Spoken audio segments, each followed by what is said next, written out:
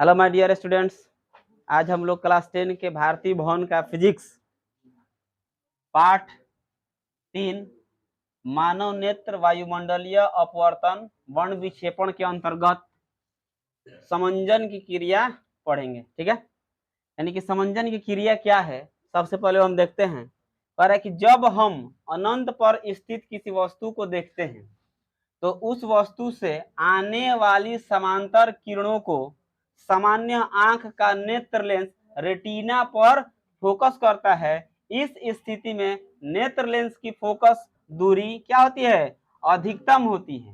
बात समझा ना? यानी कह रहे कि अनंत पर यदि कोई वस्तु स्थिर है, यानी कि वहां पर कोई वस्तु है, तो उस वस्तु को जब हम देखते हैं, यहाँ पर देख लेगा, जब हम देखते हैं तो उस वस्तु से आने वाली जो समांतर किरणें होती है उसका प्रतिबिंब कहाँ पर बनता है? रेटिना पर बनता है। बात समझ, यानी कह रहा है कि रेटिना पर, नेत्र लेंस के रेटिना पर फोकस करती है। इस स्थिति में नेत्र लेंस की फोकस दूरी जो होती है सबसे अधिकतम होती है। बात समझ, यहाँ पर हम देख सकते हैं, यानी कि जो प्रकाश आ रही है, प्रकाश की किरणें अनंत से आ रही है, ठीक है, और यहाँ से ये आंख पर हमारी पड़ी और जाकर यहाँ वस्तु का प्रतिबिंब बना। मान के चलते हैं यहाँ पर क्या है? रेटिना है। बात समझ, ये मतलब आंख का फिगर है, थोड़ा सा समझने के लिए बताया गया है। यानी कि जो प्रकाश की किरणें आ रही है कहाँ से आ रही है? अनंत से आ रही है और जाकर कहाँ पे बन रही है? रेटिना पर इसका प्रतिबिंब बन रहा है। बात समझे? और यहाँ पर देख लीजिए इस फिगर में, यानी कि ये वस्तु क्या है? बहुत नजदीक है, यानी कि आंख के पास की वस्तु है, यानी ये नजदीक है, यानी आंख के नजदीक ये वस्तु है, और इसको भी फोकस कहाँ पर किया गया है? ले जाकर रेटिना पर भी ये भी प्रतिबिंब बना है। बात समझे ना? तो यहाँ पर देख सकते हैं, यानी कि यहाँ पर फोकस दूरी अधिकतम, यहाँ पर धीरे धीरे इसकी फोकस दूरी क्या होते जाएगी? कम होते जाएगी। ठीक है, आगे देखते हैं। कह रहा है कि यदि वस्तु अनंत से आंख की ओर चलता है, ध्यान देना यहाँ पे क्या कह रहा है? यदि वस्तु अनंत से आंख की ओर चलता है, मान लीजिए अनंत है, इधर से वस्तु धीरे धीरे आंख की तरफ आ रहा है, बस समझ रहे हो, आंख की ओर चलता है, तो आंख अपने सिलियरी पेशियों के तनाव बदलकर नेत्र लेंस की फोकस दूरी को इस प्रकार से कम करता जाता है कि वस्तु से आने वाली किरणें आंख के रेटिना पर फोकस होती रहती है और हम वस्तु को साफ साफ देखते रहते हैं। इसी क्रिया को समंजन कहते हैं। बात समझ रहे हैं ना? यानी कि क्या कह रहा है कि जब वस्तु अनंत से हमारे आंख की तरफ आता है तो धीरे धीरे उसकी फोकस दूरी क्या होती जाएगी? कम होते जाएगी। यानी कि जब वस्तु अनंत से आता है तो आंख अपने सिलियरी पेशियों के तनाव को बदलकर उसकी फोकस दूरी को धीरे धीरे कम करते करते सीधे उसका प्रतिबिंब कहाँ पर बनाते रहता है? रेटिना पर बनाते रहता है। अगर इधर उधर प्रतिबिंब बनेगा तो वस्तु दिखाई नहीं देगा। तो ये इसमें क्या होता है, यानी आंख का जो सिलियरी पेशिया होता है यही अपने तनाव को और नेत्र लेंस के फोकस दूरी को बदलकर उसका प्रतिबिंब रेटिना पर बनाते बनाते आगे बढ़ाते रहता है। तब जाकर हम उस वस्तु को क्या कर सकते हैं? यानी कि साफ साफ देख पाते हैं। और यही देखने की प्रक्रिया क्या कहलाती है? समंजन की क्रिया, यानी कि समंजन कहलाती है। बात समझा ना?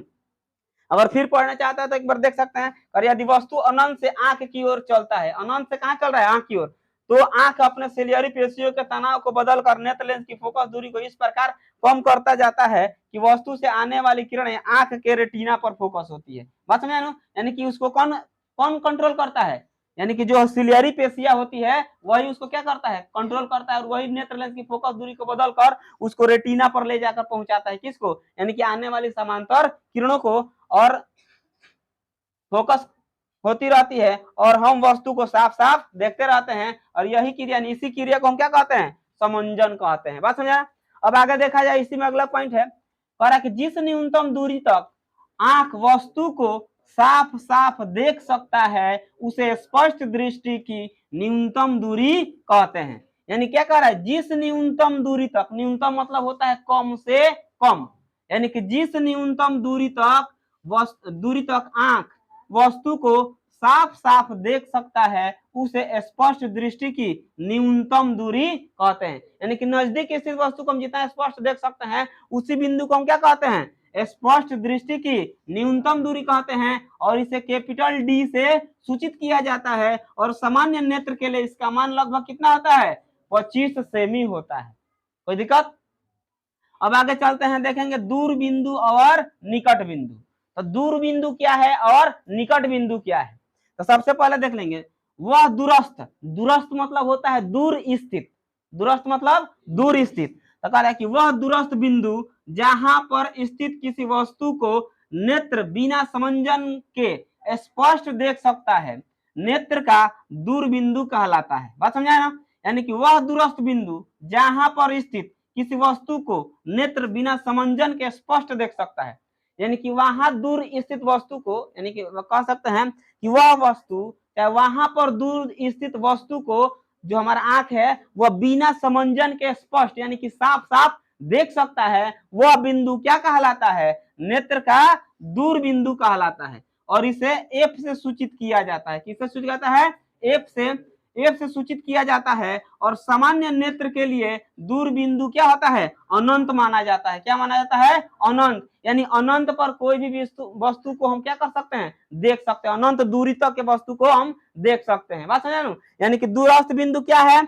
दूरस्थ बिंदु वह दूरस्थ बिंदु यानी कि दूर बिंदु क्या है? वह दूरस्थ बिंदु जहां पर स्थित किसी वस्तु को नेत्र बिना समंजन के स्पष्ट देख सकता है, नेत्र का दूर बिंदु कहलाता है। और इसे हम किससे सूचित करते हैं? एफ से। और इसका जो मान होता है क्या होता है? अनंत। यानी कि अनंत दूरी तक के वस्तु को हम स्पष्ट देख सकते हैं। आगे देखा जाए, यानी कि अब मिलेगा हमको निकट बिंदु। निकट बिंदु क्या है? वह निकटस्थ बिंदु यानी कि वह निकट स्थित बिंदु। निकटस्थ मतलब क्या हो गया? निकट स्थित बिंदु।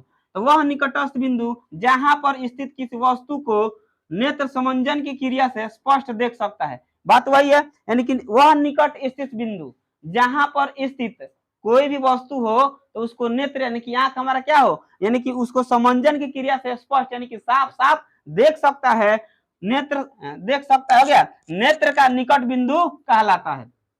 इसे एन से सूचित किया जाता है। बात समझे ना? इसे एन से सूचित किया जाता है। सामान्य नेत्र के लिए निकट बिंदु लगभग कितना सेंटीमीटर होता है? 25 सेंटीमीटर पर होता है। बात समझे? ये हम लोग पहले भी पढ़ चुके हैं। अब आगे देखते हैं। अब हमको मिलेगा दृष्टि परास। ये थोड़ा सा इंपॉर्टेंट है, इसको भी ध्यान में रखना है कि दृष्टि परास क्या होता है। एक होता है दूर बिंदु, एक होता है निकट बिंदु। तो ये दोनों के बीच की जो दूरी होता है उसी को हम क्या कहते हैं? दृष्टि परास कहते हैं। तो चलो इसको देख लेते हैं। दूर बिंदु और निकट बिंदु के बीच की दूरी को दृष्टि परास कहा जाता है। बात समझे ना? यानी कि निकट और दूर जो बिंदु होगा उस दोनों के बीच की दूरी को हम क्या कह देंगे? दृष्टि परास कह देंगे। यानी कि यहाँ से ऑब्जेक्टिव क्वेश्चन के दृष्टि से ये दोनों पॉइंट बहुत इंपॉर्टेंट है। यानी पूछा जाता है कि दूर स्थित दूरस्थ बिंदु क्या होता है? स्पष्ट दृष्टि की दूरस्थ बिंदु या स्पष्ट दृष्टि की अधिकतम दूरी क्या होता है? तो अनंत बताना है। और स्पष्ट दृष्टि की न्यूनतम दूरी पूछा जाए तो उसको हम क्या बताना है? 25 सेमी बताना है। बात समझ रहे हैं? तो चलो नोट किया जाए। आज के लिए इतना ही।